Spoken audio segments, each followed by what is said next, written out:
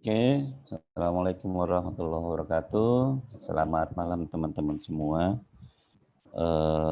Sebelumnya kami ucapkan terima kasih kepada dosen kita, Ibu Ananda Putriani, SPD MPD, yang selalu membimbing kami dan juga kehadiran teman-teman untuk menyaksikan materi presentasi dari kelompok Tackling 2. Berikut di kelompok ini kami akan menyampaikan judul dampak pencemaran dan pengolahan dari limbah infeksius B3 akibat COVID-19 di DKI Jakarta.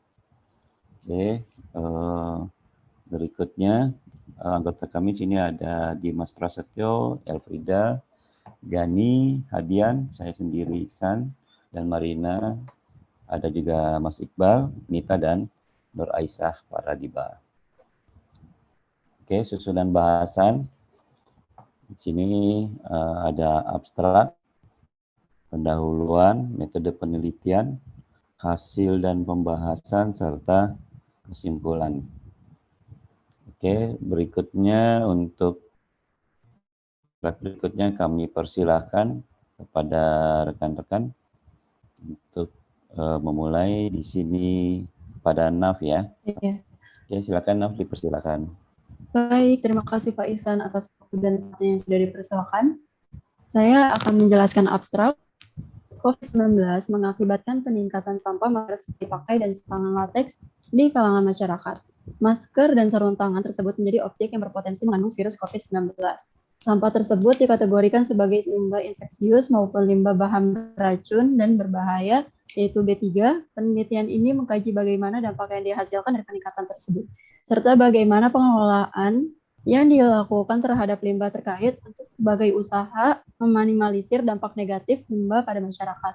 Dalam penelitian ini dijabarkan kebijakan-kebijakan yang mempengaruhi dampak dan pengelolaan dari limbah B3 di Indonesia. Terima kasih Pak Ihsan. Oke, berikutnya untuk ini kita minta rekan kita Marina untuk melanjutkan. Baik, terima kasih Pak Iksan. Di sini saya akan melanjutkan penjelasan berikutnya, yaitu ada pendahuluan. Sejak COVID-19 ditetapkan menjadi pandemi oleh WHO, masyarakat diharuskan untuk membatasi kegiatan, khususnya kegiatan di luar rumah. Karena virus COVID-19 dapat cepat menular melalui droplet atau cipratan yang keluar dari hidung atau mulut, bisa saat bersin, batuk, dan juga saat berbicara. Maka pemerintah menggiatkan peraturan 3M, yaitu memakai masker, menjaga jarak, dan juga mencuci tangan. Karena hal itu juga banyak masyarakat yang memilih untuk beraktivitas di rumah.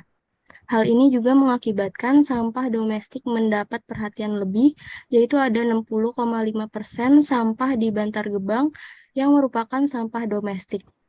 Salah satunya juga adalah sampah masker dan juga sarung tangan yang digunakan untuk mengurangi penyebaran virus COVID-19. Sampah ini juga berpotensi menjadi limbah B3, mengingat banyak masyarakat yang terpapar virus COVID-19 dan juga tidak menutup kemungkinan bahwa sampah-sampah tersebut ada yang merupakan bekas dari hasil isolasi masyarakat yang terpapar COVID-19.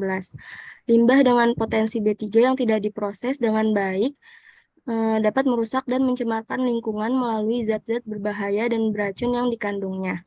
Penelitian ini disusun untuk memahami bagaimana sampah yang dihasilkan di fasilitas kesehatan dan rumah tangga menjadi sampah B3 yang berbahaya bagi masyarakat. Sekian dari saya, untuk selanjutnya saya kembalikan kepada moderator. Terima kasih. Oke, terima kasih Mbak Marina. Berikut kita lanjutkan kepada rekan kita, kepada Mas Gani, dipersilakan.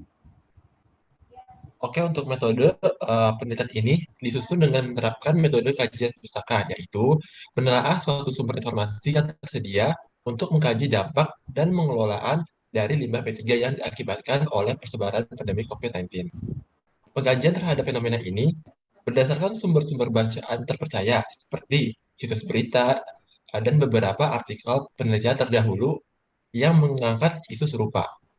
Nah, adapun data diperoleh melalui proses dan penjabaran pada penelitian terdahulu, sehingga data dan materi yang diolah dalam penulisan ini dapat dikatakan sebagai sumber sekunder, yaitu memperoleh data dari sumber lain yang telah memproses data tersebut.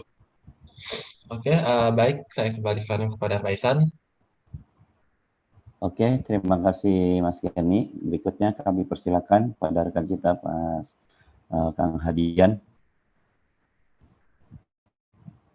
Baik, terima kasih pada Pak Ihsan selaku moderator yang telah memberikan waktunya kepada saya. Di sini saya akan menjelaskan tentang hasil dan pembahasan terkait pencemaran lingkungan akibat limbah B3 medis dari COVID-19. Nah, pandemi COVID-19 ini berdampak pada peningkatan volume limbah B3 medis yang dihasilkan. Berdasarkan data yang kami dapat dari Dinas Lingkungan Hidup DKI Jakarta, terhitung mulai dari April 2020 hingga Januari 2021, dapat lihat bahwa jumlah limbah B3 yang dihasilkan didominasi oleh fasilitas layanan kesehatan dan rumah sakit penanganan COVID-19. Lalu selanjutnya ada rumah sakit yang tidak melayani pasien COVID-19. Dan yang terakhir, yang paling sedikit, berasal dari limbah rumah tangga. Nah, untuk limbah B3 yang dihasilkan ini, belum Pak Ihsan? Oh, belum ya? Oh, punten.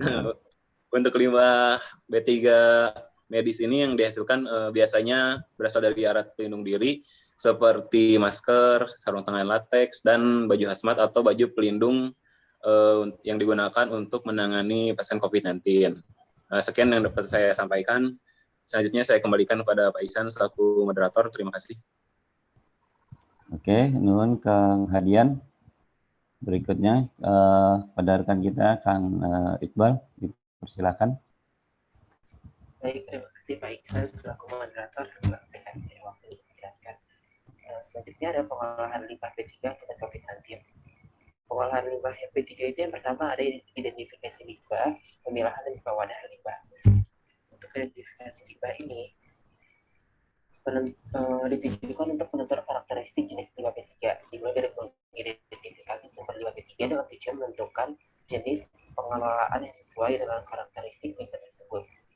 Limbah B3 yang diidentifikasi meliputi jenis limbah, karakteristik limbah, sumber, volume yang dihasilkan, cara pengadahan, cara pengangkutan, dan cara penyimpanan, serta cara pengolahan limbah.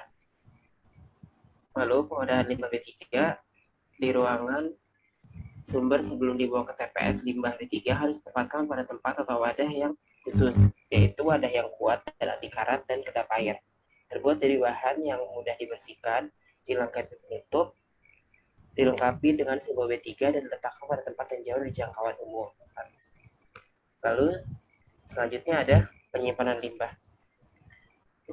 Kegiatan menyimpan limbah B3 yang dilakukan oleh penghasil B3 dengan maksud menyimpan sementara limbah B3 yang dihasilkannya. Pengumpulan limbah B3 adalah kegiatan mengumpulkan limbah B3 dari penghasil limbah B3 sebelum diserahkan kepada pemanfaat limbah B3. Pengelolaan limbah B3 dan atau penimbun limbah B3. Limbah infeksius disimpan paling lama 2 hari hingga dimusnahkan apabila pada suhu kamar, dan sekitar 90 hari hingga dimusnahkan apabila pada suhu 0 derajat Celcius penyimpanannya. Lalu ketiga ada pemusnahan. Pemusnahan dilakukan dengan pembakaran menggunakan insenerator yang dioperasionalkan pasien plus atau jasa pengolah limbah medis Indonesia. Insenerator memiliki ruang bakar yang suhu minimal 400 derajat Celcius. Untuk pemusnahan dilakukan untuk pemusnahan digunakan metode sirkulasi ini karena metode ini diharapkan dapat secara efektif membunuh segala mikroorganisme yang berbahaya yang terdapat di dalam limbah tersebut. Baik, selanjutnya saya kembalikan lagi kepada Pak Ihsan sebagai moderator. Terima kasih. Oke, terima kasih Mas Iqbal. Berikut rekan kita Mbak El untuk melanjutkan slide berikutnya. Selanjutnya saya akan menjelaskan hasil dan pembahasan. Yang pertama ada pengumpulan limbah. Limbah yang terdiri dari masker, sarung tangan, dan baju pelindung diri dipisahkan dari sampah lainnya dan dikumpulkan menjadi satu. Yang kedua ada pengemasan. Limbah yang telah dikumpulkan kemudian dikemas secara terpisah dalam wadah yang tertutup dan kedap suara. Hal ini dilakukan untuk mencegah adanya penyebaran virus potensial. Yang ketiga, menyerahkan limbah pada dinas yang bertanggung jawab. Limbah infeksius atau B3 yang telah diserahkan Dinas Lingkungan Hidup di daerah terkait untuk kemudian dilakukan pemusnahan pada fasilitas pemusnahan milik dinas terkait. Slide selanjutnya. Oke. Kesimpulan dari artikel yang kita kerjakan itu limbah B3 akan membahayakan untuk lingkungan sekitar apabila tidak dijaga dengan baik, terutama saat kenaikan jumlah limbah B3 yang berisikan masker, sarung tangan lateks, dan alat pelindung diri akibat dari pandemi COVID-19 yang mengharuskan untuk pemakaian masker pada setiap aktivitas guna menurunkan resiko penyebaran virus. Permasalahan telah dicoba dibendung oleh pemerintah Republik Indonesia dengan mengeluarkan beberapa kebijakan atau peraturan yang berkaitan dengan pengolahan limbah B3 yang menetapkan bagaimana limbah B3 dapat diproses baik oleh instansi rumah sakit, fasilitas pelayanan kesehatan, maupun rumah tangga. Dengan harapan adanya kebijakan tersebut dapat meminimalisir pencemaran lingkungan oleh limbah B3 terutama oleh efek pandemi. Ya, saya kembalikan kepada Pak Iksan. Oke, terima kasih rekan-rekan dan juga El. Tadi kesimpulan juga sudah disampaikan sama El, dan ini berikut adalah daftar pustaka dari yang kami kutip, ya, kami gunakan untuk di artikel PPT tersebut. Oke, terima kasih. Berikut sudah kami sampaikan materi presentasi. Mungkin untuk lebih menghangatkan suasana malam hari ini, malam syahdu kita, mungkin teman-teman yang lain ada yang bisa bertanya dari materi yang kami sampaikan. Ya, mohon izin Pak Ihsan, izin bertanya. Ya, saya Muhammad Majid dari kelompok Teknik 1. Oke, Kang Muhajib, dipersilakan. Oke, terima kasih Pak Ihsan atas waktunya. Saya ingin bertanya mengenai tadi hasil dan pembahasan. Itu kan ada pengemasan limbah B3. Nah, berdasarkan karakternya ya, ada infeksius, ada patologis, dan lain-lain. Nah, itu gimana sih cara pengemasannya, setiap karakter itu? Terus ada perbedaan cara pengemasannya agak? Terus satu lagi itu untuk penanganan limbah COVID-19, itu gimana ya caranya? Apa ada cara khusus? Karena takutnya kan ada penyebaran ya, atau penularan COVID-19 dari limbah tersebut. Ya, terima kasih. Assalamualaikum warahmatullahi wabarakatuh. Waalaikumsalam warahmatullahi wabarakatuh. Ini udah 3 pertanyaan nih, Dim. Ya udah, sok atuh, Kang Dimas. Mangga. Oke, baik.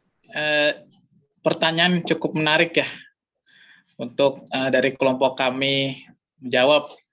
Yang pertama tadi saya catat ya, pertanyaannya itu berupa pengemasan limbah patologis, terus limbah apa tadi ya disebutkan infeksius ya. Pertama itu untuk limbah patologis, biasanya yang saya tahu itu jenis plastiknya berwarna ungu, dan untuk limbah infeksius itu biasanya berwarna kuning dengan label di situ tertera karakteristik infeksius. Terus yang kedua perbedaannya ya, cara mengikat kemasannya ya, terutama yang sedang tadi kami bahas tentang limbah infeksius di rumah sakit Fasiankes, terutama limbah medis. Itu bagaimana pengemasannya. Untuk limbah COVID-19 sebenarnya sama saja ya pengemasannya, diikat di plastik sesuai karakteristik. Yang hanya membedakan itu yang pertama karena itu dari sumbernya dari mana ruangan COVID-19, terutama sebelum kita memindahkan tempat tersebut ke TPS, sebaiknya kita lakukan desinfeksi dengan cairan klorin ya biasanya. Kemudian kemasan itu didouble kembali dengan plastik wrapping, sehingga disimpan dalam TPS dengan sudah aman gitu, tidak dapat mencemari ke lingkungan sekitar. Cukup itu yang bisa kami jawab. Semoga bisa memuaskan jawaban. Terima kasih. Oke, terima kasih Kang Dimas, jawabannya lumayan ini ya. Mungkin satu lagi kali ya, kita kasih kesempatan mungkin dari Terima teman-teman. kasih. Ya, Bang Najib.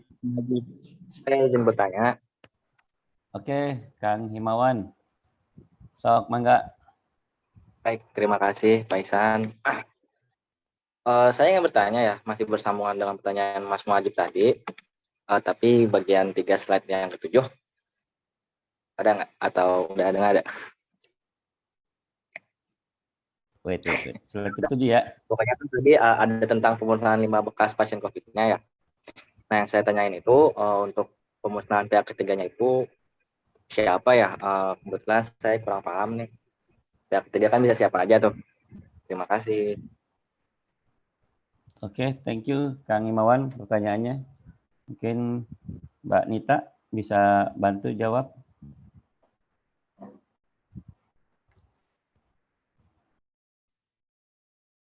Baik, terima kasih Himawan atas pertanyaannya. Saya akan jawab.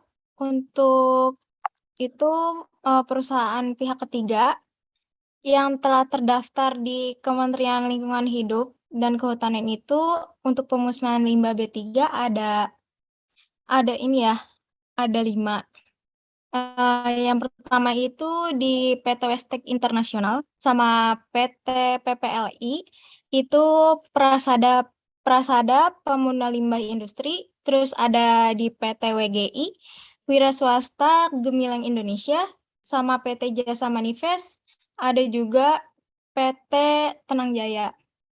Ya, segitu aja Mas Himawan. Terima kasih.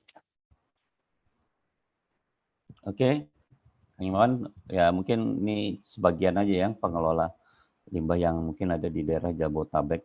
Ya mungkin berharap pengelolaan limbah seperti ini juga akan bertambah. Ya apalagi kemarin kita dengar di daerah Ponorogo ya, untuk bisa mengolah terutama untuk di daerah Jawa Timur itu kemarin sudah dibuat juga pengolahan limbah B3.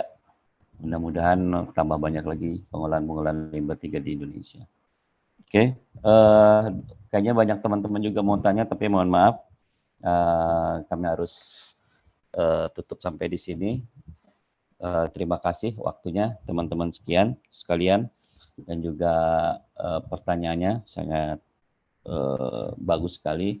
Mudah-mudahan ini juga bisa menjadi pembelajaran buat kita semua untuk menjadikan Indonesia lebih sehat, untuk menjadikan Indonesia lebih baik lagi. Terima kasih. Dari kelompok 2 undur diri. Assalamualaikum warahmatullahi wabarakatuh.